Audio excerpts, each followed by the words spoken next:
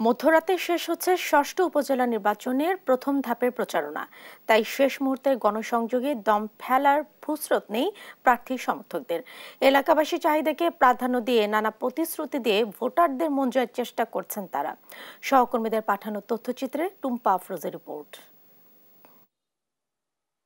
সোমবার মধ্যরাতেই শেষ হচ্ছে নির্বাচনী প্রচারণা। তাই শেষ মুহূর্তের বিরামহীন প্রচারণায় ব্যস্ত প্রার্থীরা। জামালপুর সদর ও সরিষাবাড়ী উপজেলা পরিষদে নির্বাচনকে ঘিরে চায়ের স্টল থেকে পাড়া মহল্লা ও শহর জুড়ে প্রচারণায় সরগরম এলাকাগুলো। জামালপুর সদরে 5 আওয়ামী লীগ নেতা দলীয় মনোনয়ন না পেয়ে স্বতন্ত্র থেকে নির্বাচন করছেন। গাজীপুর সদর, কালীগঞ্জ ও কাপাসিয়ায় শেষ দিনের প্রচারণায় ভোটারদের দ্বারে গিয়ে নানা প্রতিশ্রুতি দিয়ে ভোট প্রার্থনা করছেন প্রার্থীরা।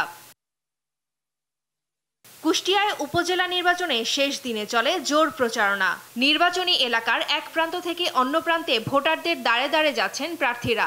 ভোটারদের মন জয় করতে দিচ্ছেন নানা প্রতিশ্রুতি। কুষ্টিয়া সদর উপজেলায় আনারস প্রতীকের প্রার্থী আওয়ামী লীগের যুগ্ম সাধারণ সম্পাদক মাহবুবুল আলম হানিফের চাচাতো ভাই আতাউর রহমান আতা। এখানে স্বতন্ত্র প্রার্থীর তেমন উপস্থিতি না থাকায় মাঠে একক আধিপত্য আতার।